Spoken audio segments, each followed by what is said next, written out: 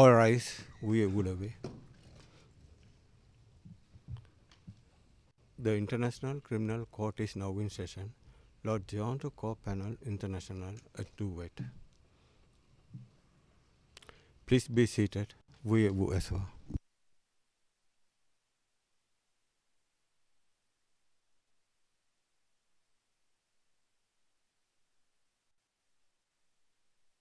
Good morning, everyone. Présidente, bonjour à tous. Monsieur le greffier, est-ce que vous pouvez appeler l'affaire, s'il vous plaît? Bonjour, Madame la Présidente. Bonjour, Mesdames les juges, Monsieur le juge. Il s'agit de la situation en République du Mali, en l'affaire le procureur contre Al-Hassan Abdelaziz Mohamed Mahmoud. Référence de l'affaire ICC 1-0112-0118 et nous sommes en audience publique. Présidente. Merci beaucoup. Est-ce que je peux avoir la composition des parties, Monsieur le procureur, s'il vous plaît? Procureur adjoint. Bonjour, Madame la Présidente, Madame le juge, Monsieur le juge. Le bureau du procureur est représenté aujourd'hui par moi-même, Maman Ndiaye, procureur adjoint. Et à mes côtés, il y a Monsieur Jules Duterte, premier substitut du procureur. Et derrière, il y a les substituts. Non, plutôt à mes côtés, Madame Diane Luping, et derrière, Monsieur Lucio Garcia, Madame Marie-Jeanne Sardaki. Nous avons aussi les substituts adjoints, Yayoi Yamaguchi, Moussa Alafi, et Sandra Scotter, et enfin, nous avons aussi la juriste adjointe, Madame Paola Saki. Merci, Madame.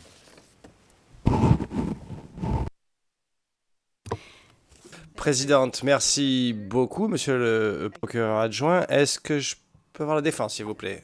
Maître Taylor. Bonjour, Madame la Présidente, Madame, Monsieur le juge. Bonjour à nos collègues, Monsieur le procureur adjoint, et bonjour à tous les présents. La défense de Monsieur Hassan est représentée aujourd'hui par, à ma gauche, Albert Prada, Gaël Clichy, Hatnit Sethi, Maître Beaulieu-Lucier, Maître Lutini, et puis derrière, Carlson Bryan, Maloud Alensari, Myriam Bripe, Letter Massisi et Madame Claudia Barrera. Merci beaucoup. Président, merci beaucoup. Maître Taylor, représentant légaux des victimes, s'il vous plaît. Bonjour, Madame la juge présidente, Madame la juge, Messieurs les juges. L'équipe de représentants légaux des victimes est composée à cette audience par, à ma droite, Maître Julie Goffin, et sur la rangée qui vient juste derrière, Madame Biyeke Dipanga Prisk, Monsieur Andrés Morares, et le reste de l'équipe participe à l'audience évidemment, mais à distance.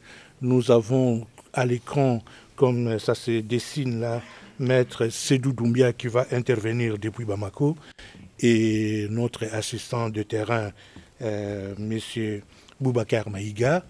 Il y a Maître Kassongo qui normalement doit aussi intervenir à distance, mais il semblerait qu'il aurait quelques soucis informatiques. Donc nous espérons que d'ici notre passage, que le problème va se régler.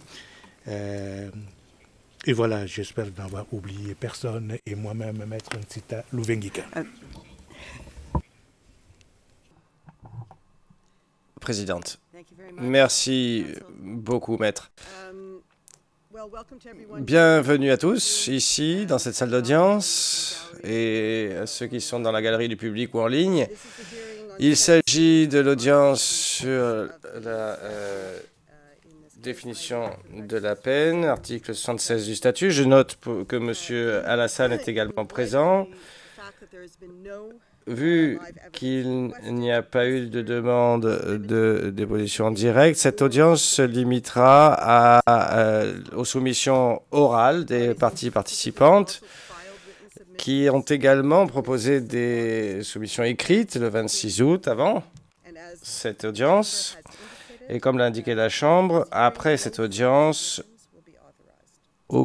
aucune autre soumission ne sera autorisée. Le programme est le suivant, 2 séances d'1h30, 5 heures, 1h30 ce matin et une session finale de 2 heures. Nous commencerons avec les horaires habituels, 9h30, 11h pour la pause de ce matin. Et je note que les présentations orales ont des limites temporelles très strictes et j'attends bien entendu qu'elles soient respectées par les parties et participants et je serai vigilante à cet égard. Nous commencerons par l'accusation, puis les représentants légaux des victimes et enfin la défense. La Chambre pourra à ce moment-là poser des questions et il y aura la possibilité de répondre sous réserve de l'autorisation de la Chambre. 1h45, ça a été notifié et chacun devra être prêt à commencer dès que le précédent aura fini. Ce sera une audience publique tout le long, comme il convient pour ce type de présentation. Bien, sans plus attendre, la parole à monsieur le procureur adjoint, qui, bien entendu, a la possibilité de se répartir la présentation de l'équipe d'accusation avec les membres de son équipe. Madame le juge, monsieur le juge,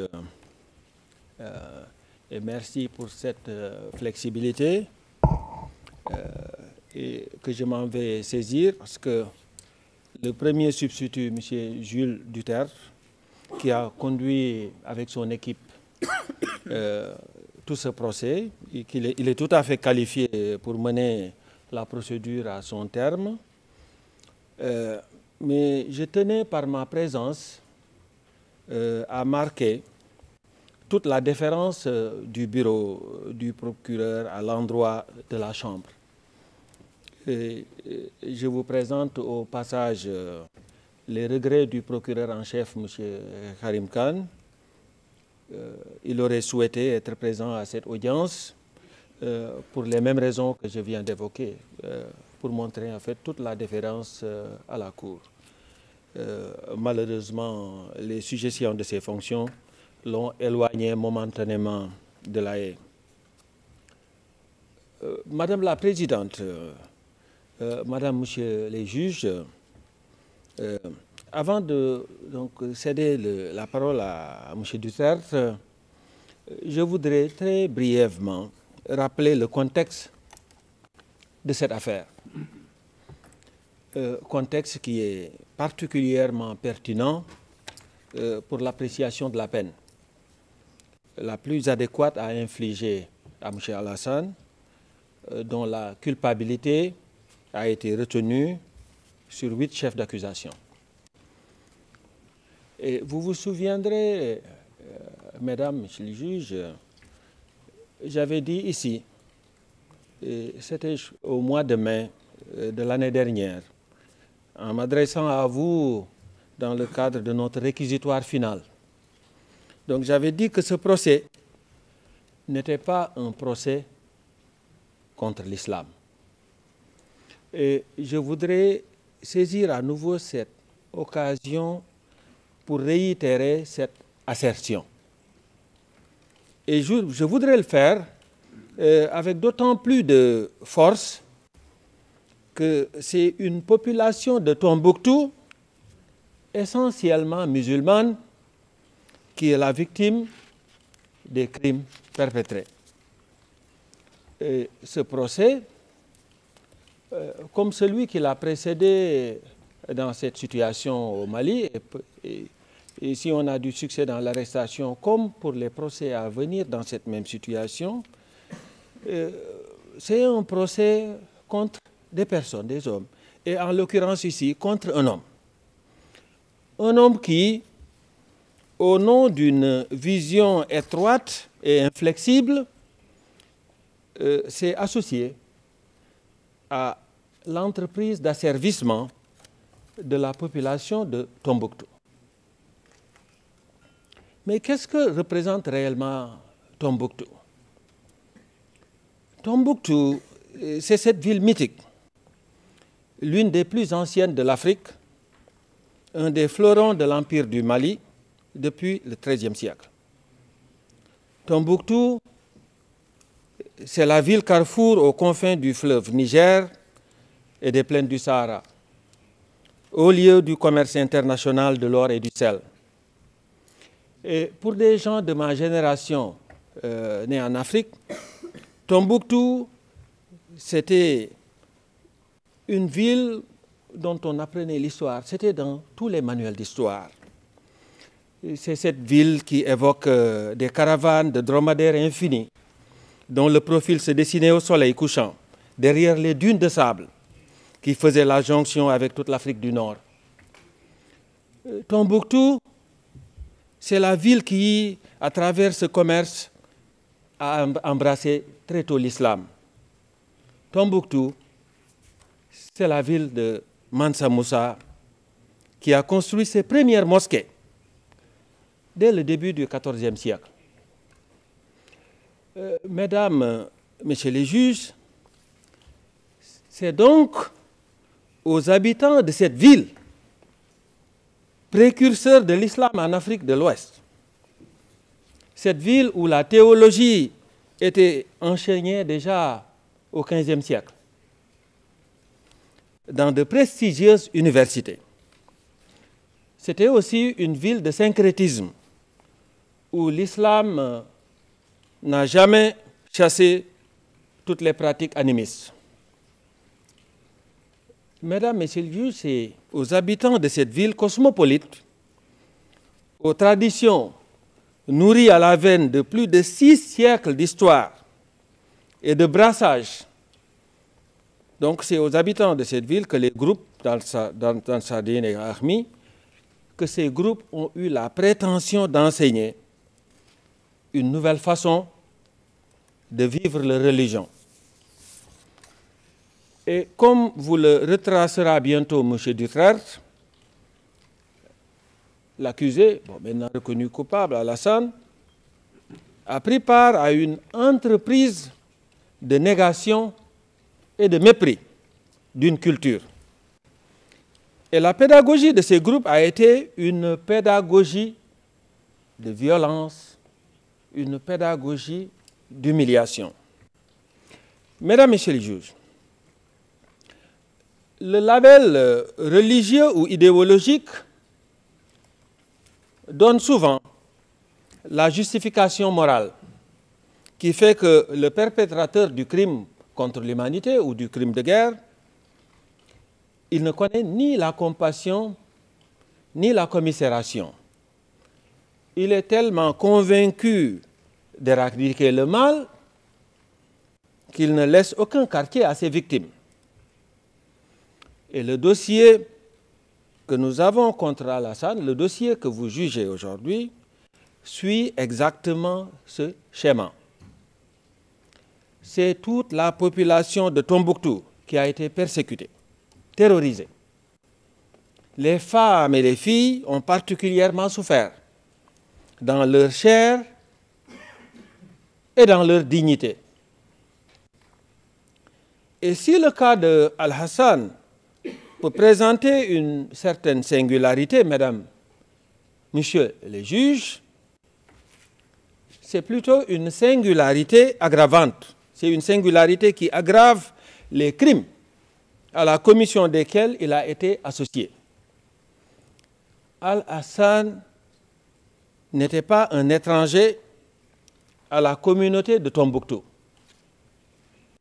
Un étranger venu d'ailleurs pour porter la soi-disant bonne parole.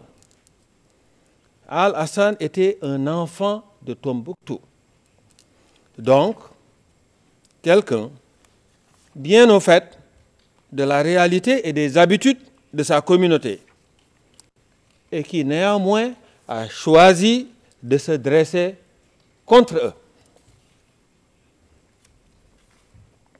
Mesdames, Messieurs les juges, l'occupation de Tombouctou n'a pas duré très longtemps, mais les stigmates du passage de ces groupements restent profondément ancrés dans la chair de cette population.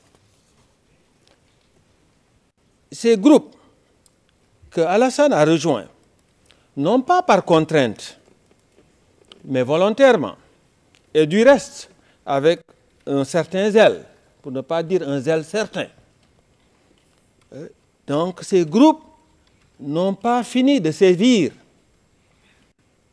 Aujourd'hui, une bonne partie de l'Afrique de l'Ouest, du Mali au Niger, en passant par le Burkina Faso, sans oublier peut-être même les escarmouches qui s'en vont jusqu'en Côte d'Ivoire et au Bénin. Donc je disais donc que toute cette partie de l'Afrique de l'Ouest est plongée dans l'insécurité. C'est vous dire, mesdames, messieurs les juges, que votre verdict est très attendu. Il est attendu surtout en Afrique. Et il est encore davantage attendu dans cette Afrique de l'Ouest meurtrie. Et il faut que je vous dise, mesdames, messieurs les juges, dans cette partie de l'Afrique où les systèmes judiciaires malmenés par des décennies d'instabilité restent encore fragiles, les regards, et je pèse ici mes mots, tous les regards sont tournés vers la CPI. Donc, et je suis confiant que vous répondrez à cette attente. Et c'est sur ces mots que je m'en vais maintenant passer la parole à mon collègue Jules Dutertre, qui va vous entretenir plus en détail des circonstances aggravantes et de la peine, des peines spécifiques que nous demandons. Merci beaucoup, Monsieur Dutertre.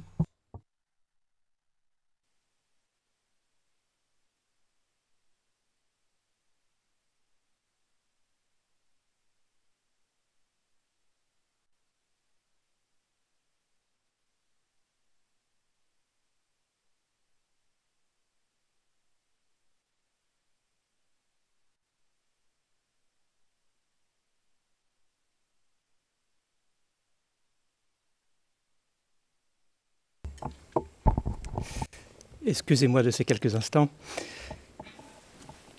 Bonjour Madame la Présidente, bonjour Madame la Juge, bonjour Monsieur le Juge.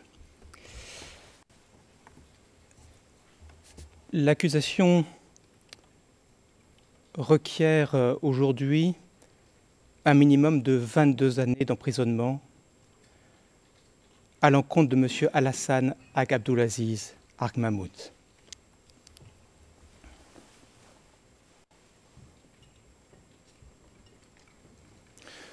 Je pèse mes mots avec solennité. Les faits pour lesquels votre Chambre a condamné M. Alassane le 26 juin 2024 sont d'une extrême gravité. Je les cite. Torture comme crime de guerre et comme crime contre l'humanité. Mutilation, traitement cruel, atteinte à la dignité de la personne,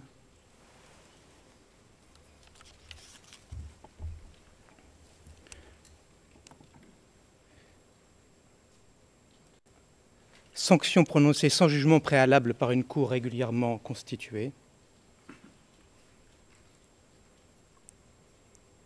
et au total, persécution pour motif religieux.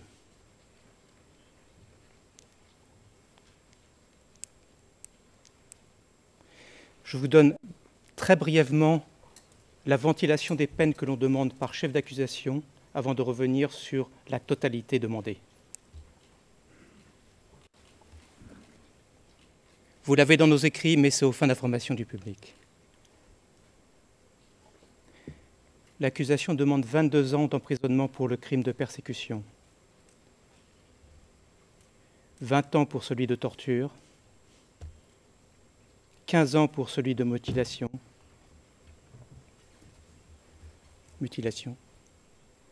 20 ans d'emprisonnement pour les atteintes à la dignité de la personne, 8 à 9 ans d'emprisonnement pour les autres actes inhumains et traitements cruels. 20 ans pour les sanctions prononcées sans jugement préalable par une cour régulièrement constituée.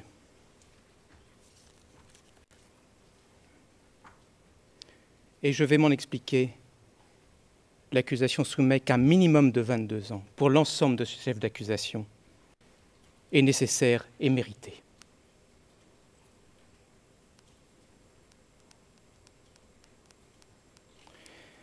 Toute la population de la ville de Tombouctou et de sa région, une population entière et sans défense, femmes et enfants compris, a été soumise à une répression brutale par les groupes armés Al-Qaïda au Maghreb islamique et Ansar Dine.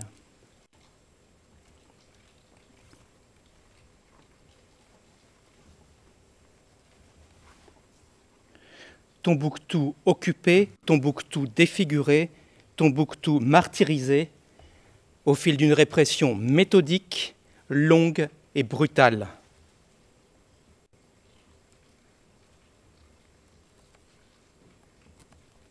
En un mot, Tombouctou persécuté d'avril 2012 à janvier 2013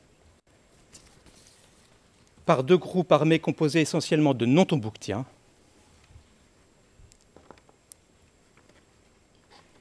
et ce, avec la complicité et la coopération de certains habitants de la ville, en particulier avec la complicité et la participation proactive et continue du condamné M. Alassane, un enfant de la région, ainsi que M. le procureur adjoint l'a déjà mentionné.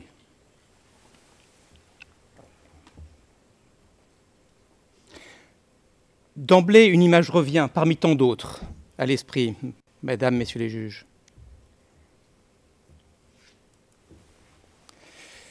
Cette image, c'est Alassane qui frappe copieusement deux hommes.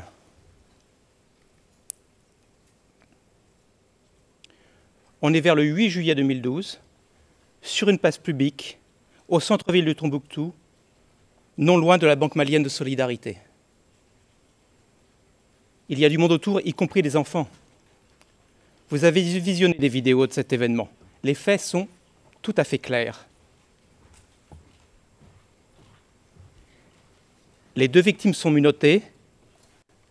Alassane tient les clés des menottes. Il tient aussi un fouet à la main.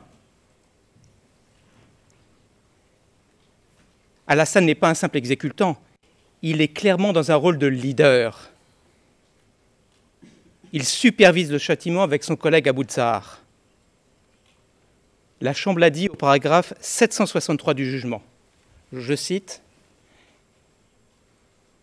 Mr. Alassane and Abou Tsahar were Monsieur Alassane et Monsieur Aboua supervisaient l'exécution de ces punitions. Ce dernier ôte les menottes aux deux suppliciés. Puis, à tour de rôle, Alassane et Abou Tsahar leur assènent méthodiquement une véritable pluie de coups de fouet.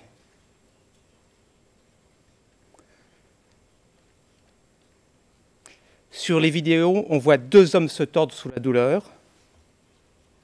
Alassane s'applique tout particulièrement à asséner les coups. On entend le fouet claquer avec une régularité poignante de métronome.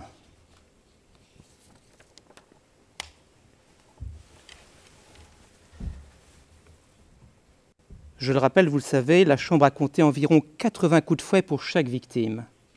80. Dont au moins 34 donnés par Alassane pour la première victime et au moins 37 donnés par Alassane pour la seconde victime.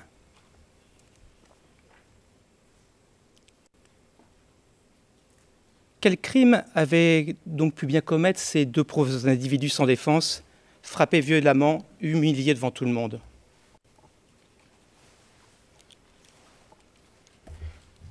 Tout simplement, ils n'avaient pas suivi une des nouvelles règles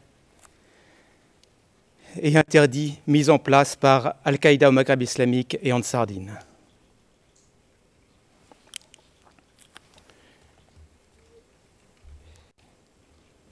Il n'y a qu'un mot pour décrire cette scène de torture publique, c'est insupportable.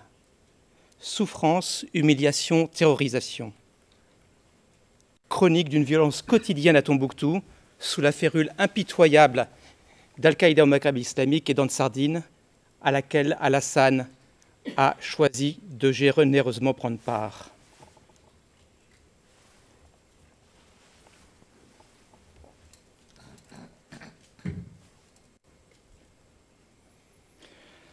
Avec tous ces bons, diligents et loyaux services et ces basses œuvres au service d'Al-Qaïda au Maghreb islamique et d'Ansardine,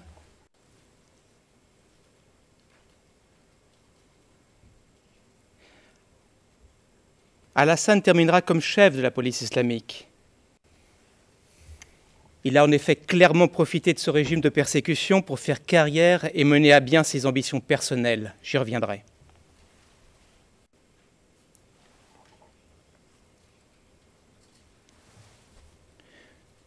Brièvement, comment en est-on arrivé là et à l'implication d'Alassane dans ce système organisé et méthodique de violence, torture, mutilation et autres traitements cruels sur une population innocente et les mains nues?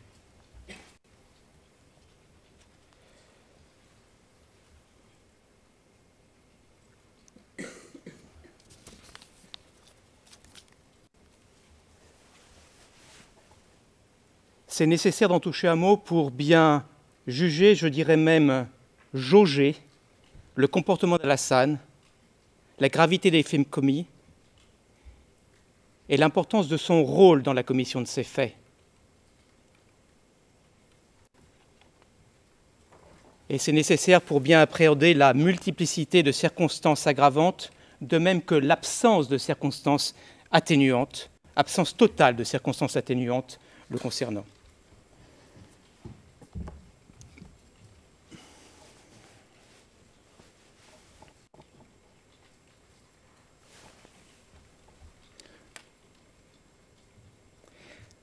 Revenons un tout petit peu en arrière.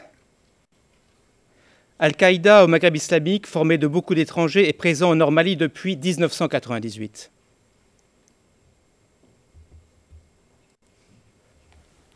Paragraphe 432 du jugement. Al-Qaïda au Maghreb islamique attend son heure pour créer un État à l'image de son idéologie. Pour sa part, Ansardine est créé par Iyad Akrali fin 2011.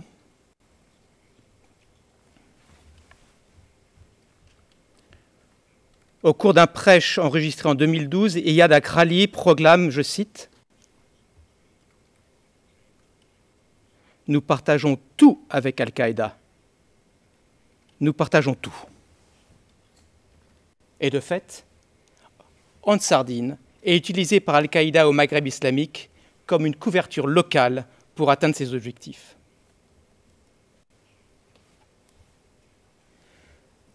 L'histoire va donner à ces groupes l'opportunité d'une offensive éclair au Normalie. Al-Qaïda au Maghreb islamique et d'autres groupes armés, comme le Moudjahou et le MNLA, vont en effet prendre le contrôle de tout le Normalie en moins de 3 mois. Première attaque à la mi-janvier 2012. Tombouctou tombe le 1er avril 2012, après que l'armée malienne a fui la ville. Ce jour-là, une milice, puis le MNLA entre dans Tombouctou. Ils s'adonnent en effet à des pillages. La milice quitte les lieux assez vite. Pour leur part, Ansardine et Al-Qaïda au Maghreb islamique sont manifestement tout prêts et aux aguets. Ces deux groupes armés jusqu'aux dents entrent dans Tombouctou dès le lendemain, 2 avril 2012. Ils en chassent le MNLA. Ils ont désormais le contrôle exclusif et total sur leur proie, la légendaire ville de Tombouctou. Après avoir délibérément causé le chaos et le départ des autorités maliennes du Nord-Mali et créé un vide institutionnel, Ansardine et Al-Qaïda au Maghreb islamique feignent feignent, je dis bien, de se présenter en sauveurs et comme des rétablisseurs d'ordre. C'est le vieux coup du pompier pyromane. Ils vont dès lors régner en maître à Tombouctou et dans sa région et faire souffrir sa population. Ils vont faire de cette ville le triste laboratoire et une vitrine médiatique de l'application de leur vision religieuse personnelle en recourant à la violence et à la peur. Et ce, avec le précieux concours de Tombouctiens comme Alassane, opportunistes et carriéristes. C'est en effet dans ce contexte, vous l'avez déjà jugé, qu'Alassane a personnellement commis ou assisté ou contribué à la commission de divers crimes perpétrés dans la mise en œuvre forcenée de la vision religieuse d'Al-Qaïda au Maghreb islamique et d'Ansardine. Voilà pour la toile de fond générale. Plongeons-nous maintenant un peu plus dans la mécanique implacable du système de persécution mis en place par Al-Qaïda au Maghreb islamique et d'Ansardine, avec lequel Alassane a délibérément collaboré.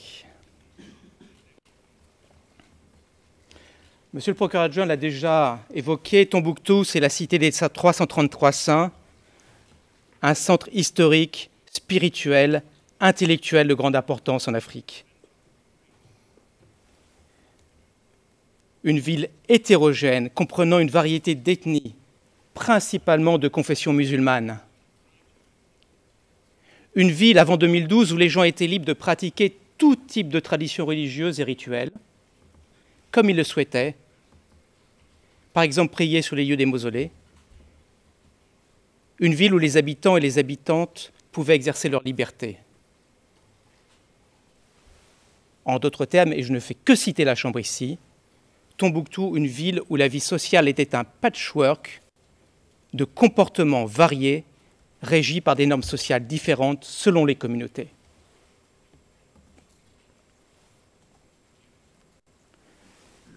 Mais les choses changent dramatiquement avec l'arrivée d'Ansardine et Al-Qaïda au Maghreb islamique. Votre Chambre l'a elle-même conclu. Elle a indiqué que les membres de la population avaient le sentiment que tout avait changé et décrivait l'atmosphère de la ville comme terreur partout et confinement. Les habitants décrivaient la ville elle-même comme une ville morte et une ville fantôme. Paragraphes 736 et 738 du jugement. La ville est en effet mise sous coupe réglée et soumise à de multiples interdictions et prohibitions. Et pour ce faire, pour parvenir à leur fin, Al-Qaïda au Maghreb islamique et Ansardine prennent soin d'intégrer dans leur rang des locaux comme Alassane, qui connaissent bien la ville, ses habitants, les langues et les manières locales. Alassane fait effectivement partie de ces Tombouctiens qui ont dès le début rejoint Ansardine et Al-Qaïda au Maghreb islamique au cours de l'occupation de la ville et dont le rôle a été clé pour faire l'interface avec les habitants. La Chambre l'a noté. Le témoignage du témoin de la défense D0211 démontre qu'Alassane a rejoint Ansardine volontairement. La Chambre a aussi conclu qu'Alassane a travaillé avec Ansardine et Al-Qaïda au Maghreb islamique dès la fin du mois d'avril 2012. C'est donc aux premières heures de l'occupation. En fait, sur le terrain, Alassane a été un rouage important. Il était au cœur du fonctionnement de la police, dont le rôle était pivot dans la répression de la population menée sans relâche par Ansardine et Al-Qaïda au Maghreb islamique. Alassane n'était pas simplement un rouage important, il était un rouage constant pendant toute l'occupation. Et on va le voir bientôt sur la base des conclusions de votre Chambre.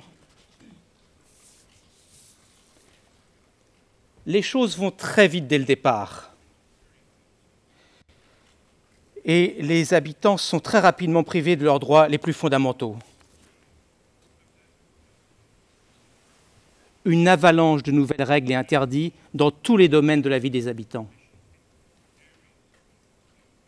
Tout cela est listé dans le jugement.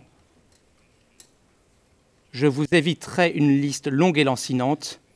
Juste quelques exemples. Les femmes ne pouvaient plus sortir sans un voile. Les femmes ne pouvaient plus se promener avec un homme s'il n'était pas son mari ou un parent. La danse et la musique sont interdites, les fêtes sont interdites.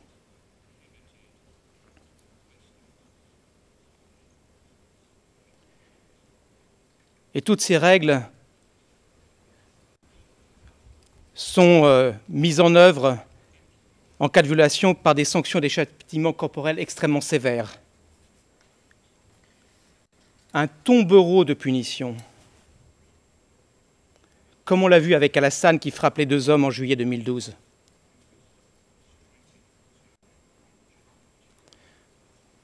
Alassane lui-même a reconnu que les punitions infligées en cas de violation des nouvelles règles sont inédites à Tombouctou. Il a déclaré aux enquêteurs du bureau du procureur, je cite, « Ces punitions, les habitants ne les connaissaient pas. C'est la première fois qu'ils les voient. Tout le monde craignait, avait peur du mot djihadiste, il craignait la punition. » D'emblée, on constate chez Alassane un haut degré de connaissance et d'intention justifiant une peine lourde. Tout est dit dans ces propos. Enfin, pas tout à fait. Parce que Ansardine au Maghreb islamique et Ansardine et Al-Qaïda au Maghreb islamique n'hésitent pas à utiliser la torture pour extorquer des aveux des Touboktiens arrêtés pour tel ou tel prétexte et les punir ensuite.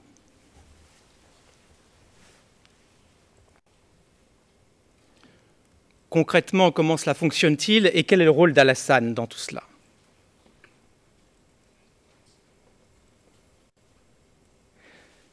Les nouvelles règles sont annoncées publiquement lors de meetings ou d'affichages. La surveillance et la répression sont continues jour et nuit. Les transgresseurs sont traqués, arrêtés, châtiés. Pendant les premières semaines, c'est Abu Talha et le bataillon de sécurité qui sont le principal bas armé d'Ansardine et d'Al-Qaïda. Mais dès ce stade, on trouve déjà Alassane qui travaille activement avec Abu Talha. Puis, dès fin avril 2012 ou début mai 2012, Ansardine et Al-Qaïda au Maghreb islamique créent des organes dédiés chargés de les aider à imposer par la force leur nouveau diktat et à œuvrer ensemble pour assujettir les habitants, à commencer par les femmes. Ainsi de la brigade des mœurs, du tribunal islamique et surtout de la police islamique, où Alassane exerce un rôle significatif. Les sanctions tombent drues. Dans les cas renvoyés par la police ou la brigade des mœurs au tribunal, dont votre Chambre a indiqué qu'il était dénué d'indépendance et d'impartialité, ou dans les cas où la police, par exemple, inflige elle-même directement des sanctions, sans passer par le tribunal. Je l'ai annoncé, Alassane est au cœur du système policier de surveillance et de punition. Non seulement Alassane fait partie de la police, qui est l'un des organes majeurs de la répression chargé de forcer la population d'adhérer à l'interprétation de la religion d'Ansardine et d'Al-Qaïda, mais encore Alassane est un membre important de cette police. Il n'a jamais été un petit poisson. C'est un poisson important. Alors, la défense a toujours cherché à présenter la police comme un organe secondaire. Mais votre Chambre l'a souligné. la plus lisse et la plus visible des institutions mises en place. Paragraphe 566. La police met en œuvre les règles et les interdits instaurés par Ansar-Dine et Al-Qaïda. La police a comme fonction fondamentale emprisonnement et punition, comme le dit la Chambre. Dans les faits, la police fait la chasse à tous ceux qui enfreignent les règles. Elle patrouille, elle arrête, elle interroge, elle renvoie les affaires au tribunal et elle fait exécuter les sanctions. Au total, le jugement retient au paragraphe 586 et 1673 The Islamic police was not an accessory organ. The Islamic police, which was involved in the arrest, the detention, as well as the punishment of individuals, et ainsi que la punition des individus qui violaient les règles et qui intervenaient à toutes les étapes de l'application de la loi imposée par Ansar-Dine. Avant, pendant, après l'arrestation des personnes et leur punition. Et donc la police islamique jouait un rôle significatif, notamment la perpétration de tortures, actes inhumains, cruels, mutilations. Et dans tout cela, Alassane, membre de la police, a joué un rôle lourd de conséquences. Il avait un rôle clé. Je me réfère au jugement en paragraphes 1056 à 1086, en particulier les paragraphes 1063 et 1065. Bien plus, Alassane est en fait un membre vital de la police. Ce n'est pas l'accusation qui le dit. Vital, c'est le mot utilisé par la Chambre dans le jugement du 26 juin, par exemple, au paragraphe 1594 et 1600. Vital, c'est un mot qui est lourd de sens. Votre Chambre a jugé qu'Alassane a commencé à travailler à la police islamique vers au moins début mai 2012. Et ce qui est clair, c'est qu'il assume complètement le rôle de la police et sa participation à cet organe. Rappelez-vous la vidéo prise le 7 novembre 2012. Elle est enregistrée au gouvernorat, à Tombouctou, dans les locaux de la police. Alassane est interrogé sur les missions de la police islamique.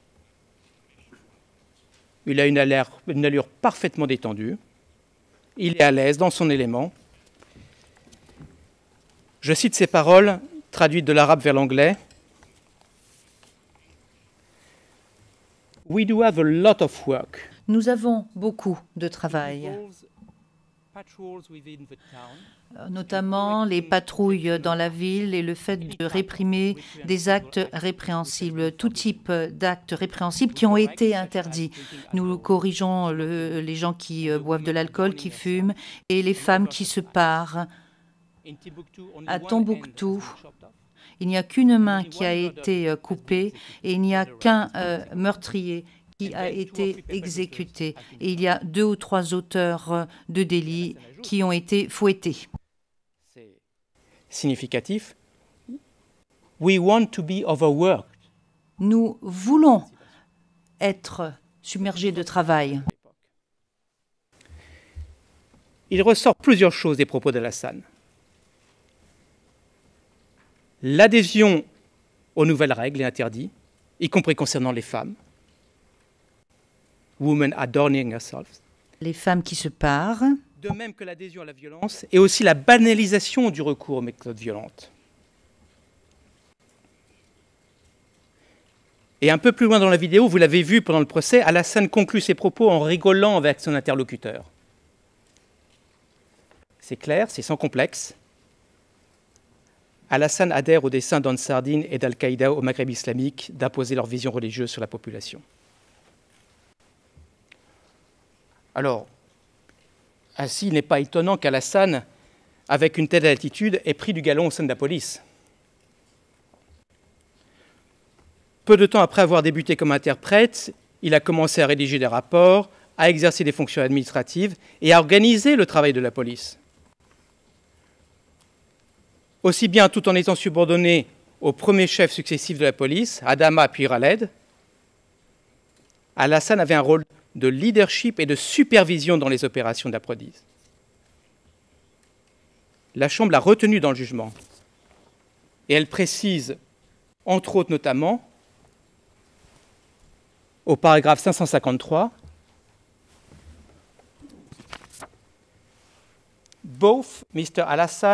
à la fois M. Alassane et M. Abouzar étaient les adjoints de l'émir de la police. À un moment donné, pendant la période concernée, M. Alassane était, du point de vue hiérarchique, supérieur à M. Abouzar. Et on ne peut plus varier. Reflète ses compétences sans doute, mais aussi de son assiduité, et de son application. De manière générale, on peut dire qu'Alassane touchait à tout et avait une autorité certaine. Il tranchait des disputes, pouvait autoriser des activités journalistiques ou donner, comme on l'a vu, des interviews aux médias. Mais permettez-moi de rappeler une dizaine de conclusions précises faites par votre Chambre dans le jugement en date du 26 juin 2004 sur le rôle d'Alassane dans la punition des habitants. Et de rappeler des propos tenus par Alassane lui-même, soit aux enquêteurs du bureau du procureur, soit à l'époque, en 2012, lorsqu'il parlait officiellement au nom d'Ansardine et d'Al-Qaïda au Maghreb islamique.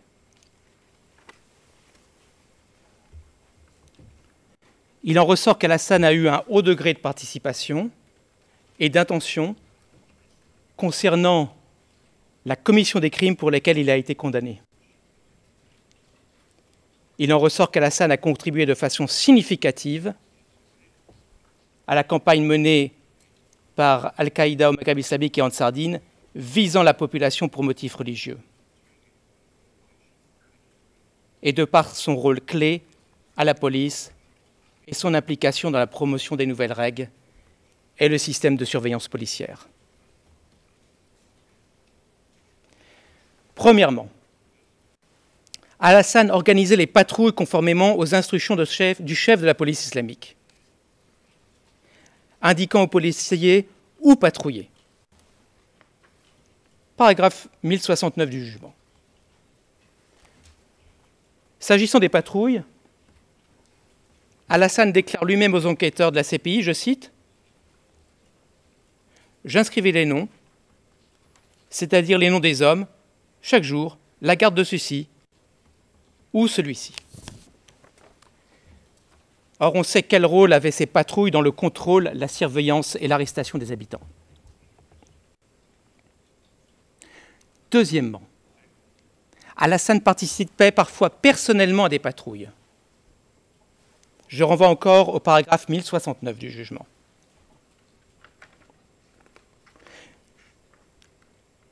Mais souvenez-vous aussi de l'interview donnée par Alassane le 5 octobre 2012 au gouvernorat.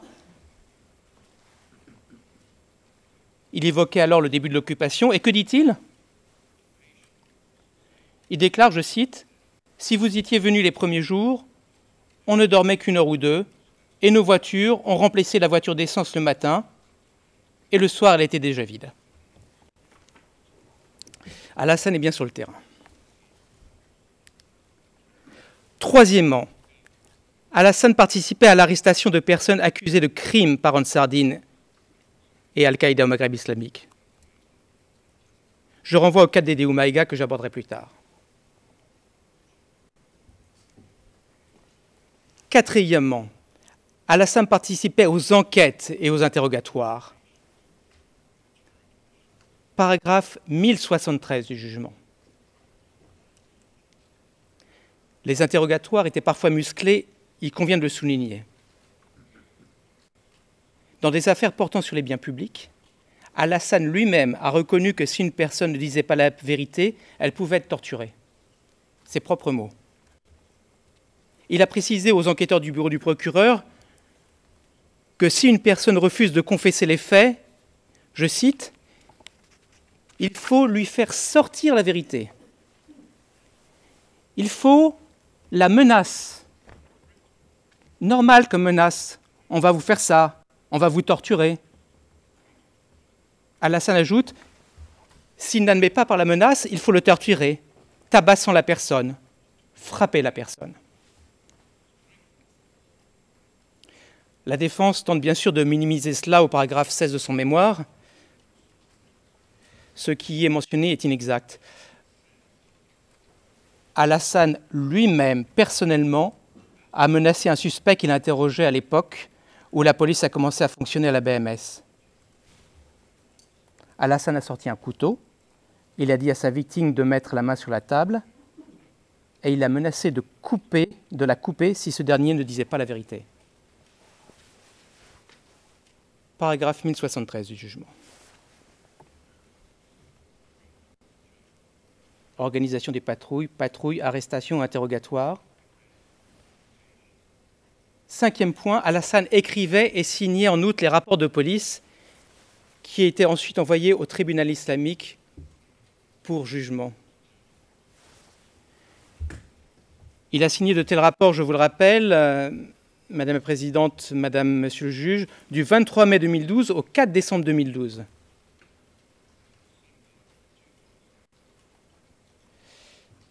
Et en fait, tous les rapports de police retrouvés par l'accusation sont rédigés et signés par Alassane lui-même. Je renvoie notamment au paragraphe 343 du jugement du 26 juin 2024. Alors, un exemple. Un rapport de police du 16 juillet 2012 dans une affaire d'alcool. Dans ce rapport destiné au tribunal, Alassane écrit que le suspect a été, je cite, « interrogé et torturé mais en vain ».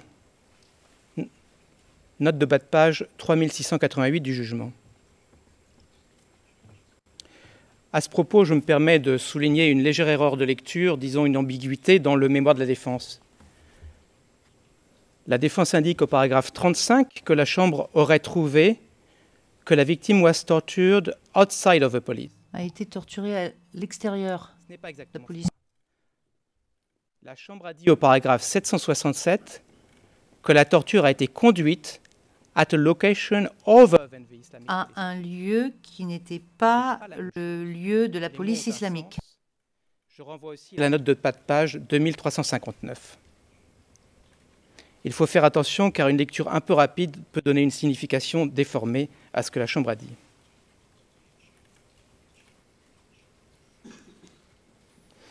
Toujours sur cette affaire de torture, la défense prétend au paragraphe 36 de son mémoire qu'Alassane était alors un simple interprète et assistant administratif. Là encore, je dois dire, ça ne cadre pas avec les faits.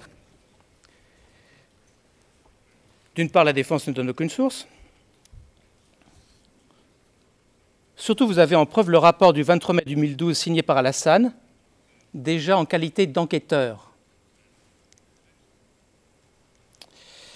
J'insiste un peu sur ça car ce n'est pas la seule imprécision dans le mémoire de la défense, il y en a plusieurs autres.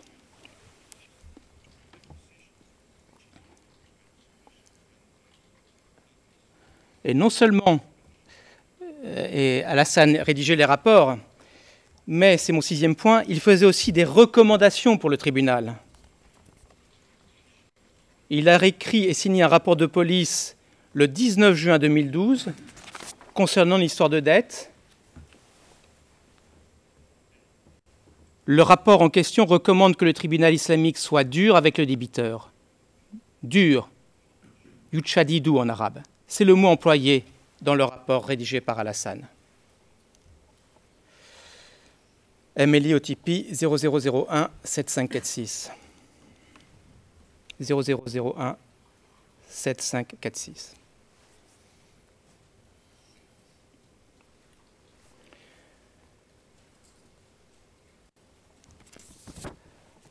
Et je ne m'étendrai pas sur l'affirmation de la défense sur le fait que la police traitait essentiellement des cas sociaux. Ça n'a pas d'importance. Ce n'est pas fondé dans les conclusions de la Chambre, note de pas de page 3723 ou paragraphe 597 du jugement, mais surtout, ça n'a pas d'importance. L'important, c'est le rôle d'Alassane dans les faits, pénaux qui lui sont reprochés.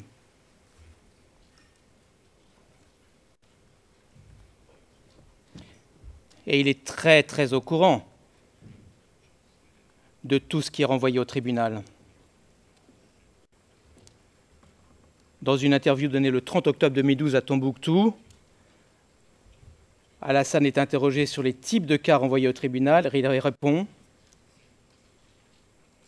par exemple, les cas des marabouts, des charlatans.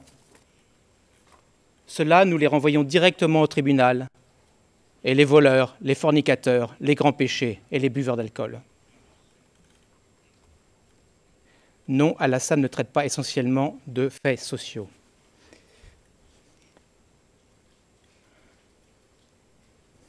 Patrouille, arrestation, interrogation, rapport. Alassane convoyait aussi, c'est mon 7e point, les accusés au tribunal, soit en compagnie du chef de la police ou avec des soldats subordonnés. Ou il y envoyait les accusés avec des policiers. Le tout avec le rapport de la police qui était donné au juge au cas au cas. Et un témoin l'a dit, les suspects pouvaient être trouvés coupables sur la seule base du rapport de police rédigé par Alassane. Il est même arrivé à Alassane de témoigner devant le tribunal pour éclairer l'un de ses rapports. Paragraphe 1076 du jugement. Et au passage, je corrige une petite erreur dans le mémoire de la défense au paragraphe 34. Alassane n'a pas été relaxé du compte 6 pour sanction sans jugement préalable s'agissant des 2 hommes flagellés. Il suffit de se reporter à la note de bas de page 4642 du jugement. Patrouille, arrestation, interrogation, rédaction de rapport, transport des condamnés au tribunal. Ça ne s'arrête pas là. Alassane faisait entrer et sortir l'accusé de la salle d'audience. Également, à la fin de la journée, Alassane ou un autre policier revenait escorter les accusés.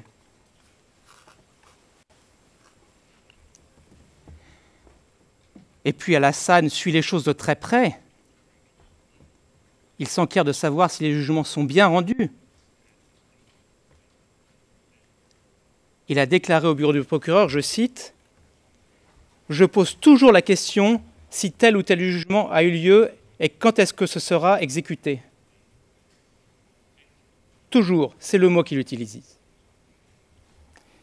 Cela dénote pour le moins une attitude proactive. Et cela ne s'arrête pas là. Alassane escortait par la suite des personnes condamnées au lieu d'exécution de la peine.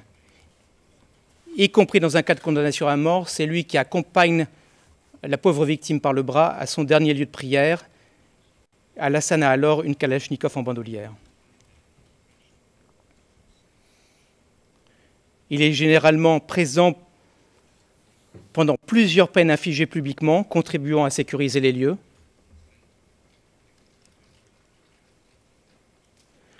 Vous avez par exemple Alassane présent, sécurisant les lieux, lors de la flagellation du 20 juin 2012 à la place Sankouré.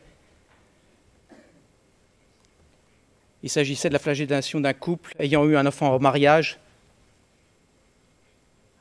L'une des victimes avait alors 14 ans, j'y reviendrai.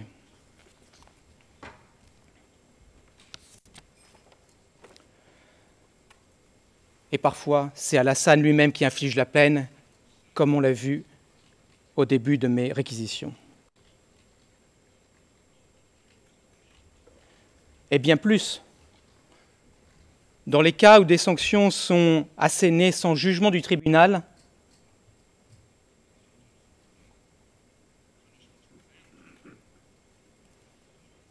directement par la police, Alassane fait partie des leaders présents pendant de telles punitions, qui consistaient à frapper les gens. Paragraphe 585. Alassane dit lui-même que c'était fréquent.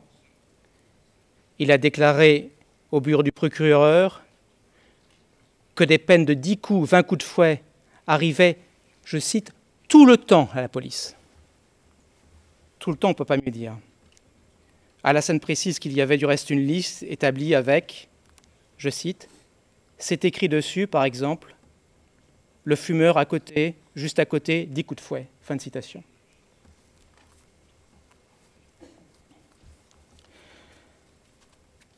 Le témoin P0065, qui était un témoin bien informé, a expliqué, je cite, « In all activities of the Islamic police, Dans toutes les activités de la police islamique, on voyait Alassane présent et supervisant les activités. 40. Alassane lui-même a du reste reconnu qu'il était très occupé.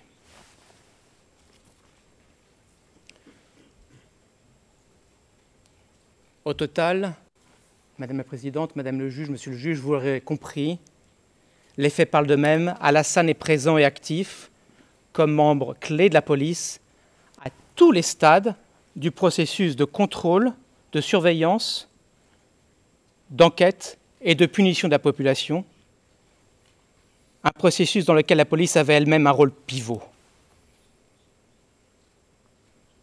Il est là à chaque étape de la chaîne pénale d'Ansardine et d'Al-Qaïda, de la chaîne de répression policière mise en place par ces groupes.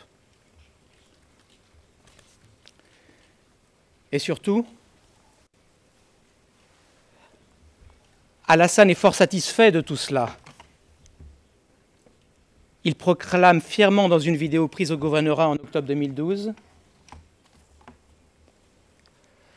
je cite, « Maintenant, avec les règles que nous avons imposées, beaucoup de péchés ont baissé, tels que l'adultère et autres grands péchés. Les choses se sont nettement améliorées. » Il marque sa satisfaction manifeste. Au total, le haut degré d'intention et de participation d'Alassane se voit tout particulièrement dans ses différents propos susvisés, qui montrent son accord et son soutien à la politique d'Ansardine et d'Al-Qaïda au Maghreb islamique, une politique suivant laquelle les comportements opposés à leur vision religieuse doivent être réprimés. Alassane parle positivement au soutien des objectifs de ces groupes et mentionne clairement son soutien personnel et sa participation active à leurs activités.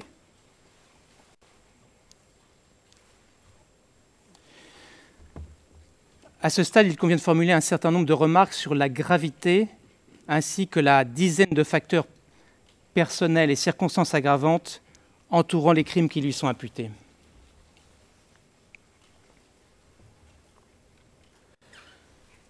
Premièrement, sur le plan numérique, c'est toute la population de Tombouctou qui a été ciblée et s'est retrouvée victime.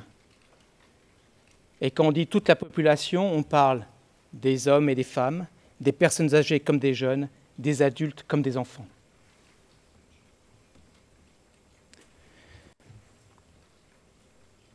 Deuxièmement, sur le plan géographique, les faits dépassent la seule ville de Tombouctou. Ils s'étendent à la région de Tombouctou elle-même.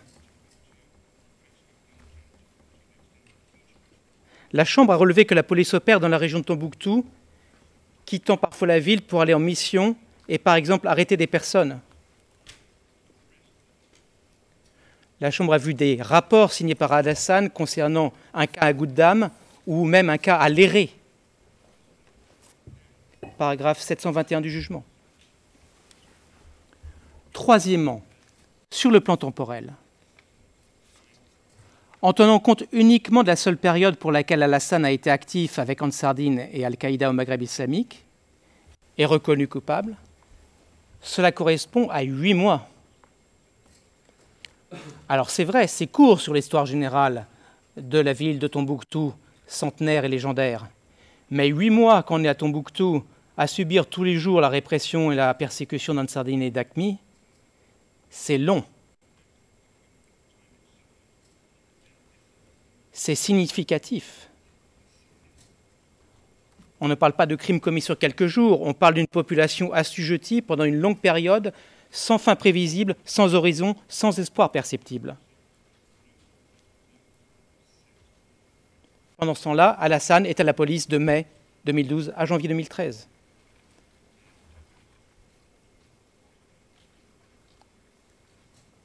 Quatrièmement, au plan matériel, on l'a vu, tout le mode de vie des Tombouctiennes et des Tombouctiens, tous les aspects de leur vie quotidienne, culturelle, sociale, religieuse ont été touchés. Fêtes, musique, danse, habits traditionnels, pratiques religieuses traditionnelles, les relations entre eux. Je renvoie au paragraphe 1 et 1540 du jugement. Autrement dit, la vie individuelle et collective des Tombouctiens, le vivre ensemble, leur identité, leur âme, leur histoire, leur tradition, et même l'économie de la ville, tout cela a été durement affecté. Et les rapports de police d'Alassane le reflètent. Il touche à tout, détention d'amulettes, relations hommes-femmes, usage de la cigarette. Paragraphe, par exemple, 991 du jugement. Et permettez-moi un point particulier sur les femmes. Au paragraphe 1570 du jugement, la Chambre a écrit des règles spécifiques et interdictions spécifiques imposées aux femmes et leur application avaient un impact significatif sur tous les aspects de la vie des femmes à Tombouctou. Cinquièmement, les faits en eux-mêmes étaient graves. Je ne vais pas élaborer, ça va de soi. La torture est un des crimes les plus graves. La mutilation, à l'évidence, est grave. La persécution est particulièrement grave. Je renvoie à nos écrits. Sixièmement, la population de Tombouctou était sans défense. C'est une circonstance aggravante. Ils étaient à la merci d'Ansardine et d'Aqmi. Les membres d'Ansardine et d'Aqmi exhibaient leurs armes, je veux dire des armes de guerre. Les membres de la police islamique, en particulier, étaient habituellement armés de Kalachnikov. Alassane lui-même arborait parfois une Kalachnikov. Vous l'avez vu dans certaines vidéos. De son côté, la population n'a que ses mains vides, autant dire rien. La Chambre a retenu que la population locale avait le sentiment que les membres d'Ansardine et d'Aqmi pouvaient faire ce qu'ils voulaient pour montrer leur pouvoir et que eux, les habitants, n'avaient pas d'autre choix que de se plier à la vision religieuse qui leur était imposée par la force des armes. Paragraphe 1540 du jugement. Alassane en est parfaitement conscient. Il a dit lui-même à leur propos, je cite, et il vise les habitants, ouvrez les guillemets, « C'est plus fort qu'eux, ils ne pouvaient rien faire. » Alors, certes, Alassane rendait parfois des services à tel ou tel. La défense va s'attarder certainement là-dessus. Mais, à bien y regarder, il s'agissait de gens qu'Alassane connaissait, comme pour D544 et sa femme, ou comme pour des membres de sa tribu ou de sa famille. De toute façon, ça montre qu'Alassane avait du pouvoir. Je me réfère à nos conclusions finales, je ne m'étends pas là-dessus. Ce qui est certain, c'est que M. Alassane n'a pas aidé toutes les pauvres victimes violentées dont certaines sont venues témoigner devant vous. Il ne les a pas aidées, il en a été le bourreau. Prenez la manifestation des femmes du 6 octobre 2012. Les Tombouctiennes protestaient alors contre les interdictions multiples dont elles faisaient l'objet. Résultat, la police islamique a tiré en l'air, des tirs d'armes à feu. C'était simplement des femmes qui défilaient, munies de leur seul courage. Elles se sont jetées à terre. La Chambre a retenu qu'une femme au moins a été blessée physiquement ce jour-là. Plusieurs ont été emmenés au gouvernorat. Alassane était présent. Lorsqu'elles ont été autorisées à partir, Alassane leur a dit que si elles participaient à nouveau à une marche, elles seraient punies. Est-ce que Alassane a aidé les femmes? Non, il n'a pas aidé les femmes. Des victimes sans défense, mais aussi C'est mon 7e point, des victimes particulièrement vulnérables.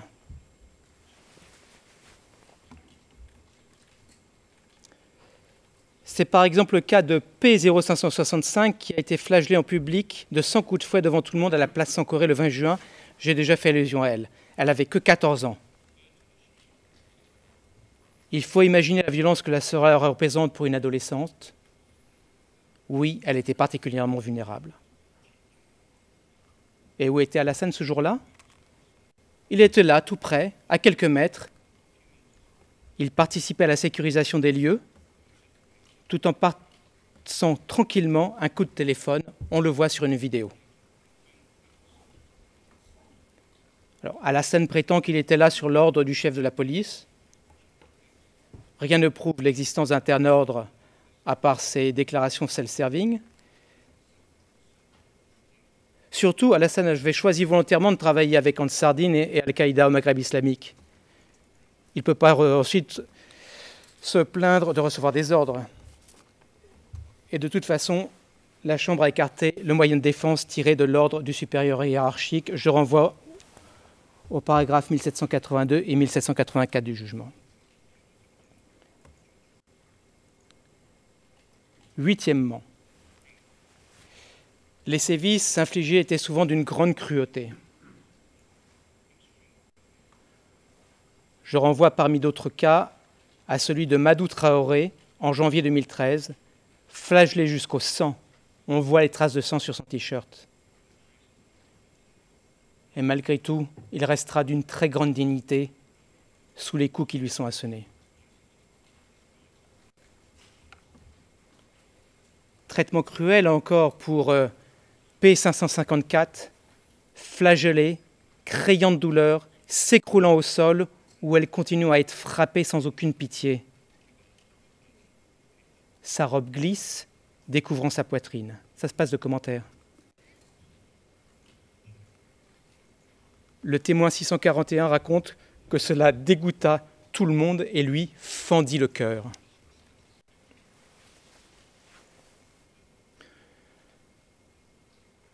Durée, étendue géographique, victime sans défense, victime particulièrement vulnérable, fait d'une grande cruauté. 9e, un autre facteur aggravant, l'effet à long terme du trauma et de l'impact des actes commis, à la fois sur le plan individuel et sur le plan collectif. Impact sur le plan individuel d'abord. La Chambre a par exemple retenu les durables cicatrices douloureuses sur P554 suite à sa flagellation.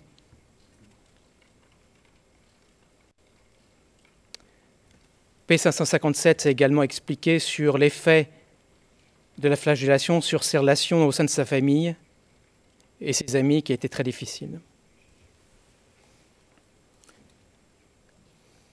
Mais impact sur le plan collectif aussi. La Chambre a retenu que la population de Tombouctou a grandement souffert pendant le contrôle de la ville par Ansardine et Al-Qaïda au Maghreb islamique et que les cicatrices physiques et psychologiques des actes commis sur la population locale perdurent toujours à ce jour. Effectivement, on ne peut pas faire comme si des actes particulièrement graves ne s'étaient pas passés et n'avaient pas d'impact.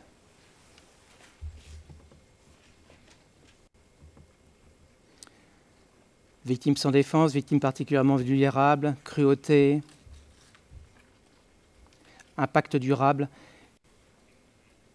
Mon 10e point, les faits ont été commis avec motif discriminatoire, à savoir une discrimination pour motif religieux. Les Tombouctiens étant considérés par Ansardine et Al-Qaïda au Maghreb islamique comme de mauvais musulmans. Je ne vais pas répéter ce que M. le procureur adjoint a dit à la fin de façon parfaitement précise, pertinente et claire.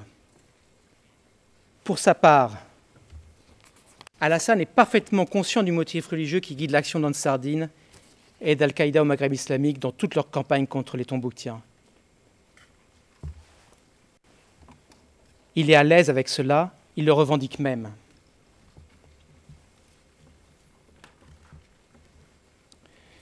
Dans l'interview datée du 30 octobre 2012 au gouvernorat, un interview qu'il donne, Alassane critique les gens qui ont grandi avec une éducation séculière et les appelle ennemis de l'islam. Et il déclare « La loi des mécréants sévissait depuis 120 ans au Mali. Maintenant, ces 120 années sont terminées. Nous devons ici appliquer la loi islamique et défendre la loi islamique jusqu'à la mort. » Évidemment, quand Alassane parle de la loi islamique, il faut comprendre qu'il parle de la vision religieuse particulière véhiculée par Ansar Dine et Al-Qaïda. À part cela, ses propos se passent d'explications de texte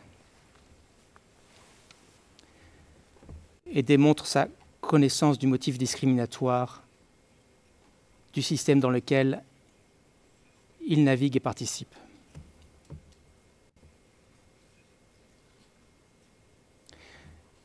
Et il y participe de façon zélée, c'est mon 11e point. Alassane fait preuve d'un zèle évident. C'est là encore une circonstance aggravante. La Chambre a retenu qu'Alassane était apprécié pour son sérieux à mettre en œuvre les interdits. Paragraphe 1066. Ce n'est pas rien. Je me réfère à l'attendu du jugement. Il vaut mieux citer la source que la paraphraser. Je cite Mr. Alassane was... Monsieur Alassane faisait preuve de diligence dans son devoir et était loué par ses supérieurs et autres leaders d'Ansar Dine Hakim, y compris Abou Saïd, des membres de son groupe également, loué la dureté de monsieur Alassane et sa capacité à mettre en œuvre les décisions. Il était considéré comme efficace à l'heure de mettre fin au mauvais comportement, disait Al-Madine, chef de Hezbollah, et il était perçu ainsi par les autres membres des groupes armés. Il était considéré comme trop laxiste. Alassane a fait tant et si bien qu'il a terminé, comme je l'ai dit, à la tête de la police. Il est devenu commissaire, chef de la police vers le moment de la bataille de Konna. Paragraphe 552. Tout cela ne cadre donc pas avec les affirmations de la défense suivant lesquelles Alassane ne faisait que suivre des ordres le contraignant. Tous ces facteurs personnels et circonstances aggravantes, basés sur des faits et témoignages, et les conclusions de la Chambre sont claires.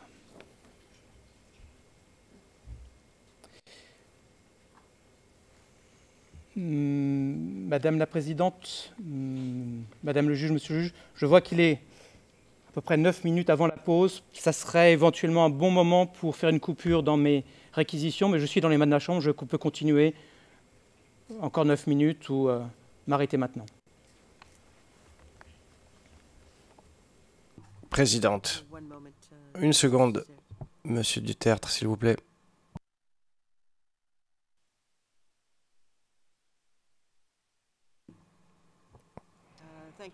Merci, Monsieur Duterte. Étant donné que le moment est opportun pour prendre la pause, comme vous dites, nous allons le faire la pause maintenant, et nous nous retrouverons à 11h20. Merci beaucoup. All right. We will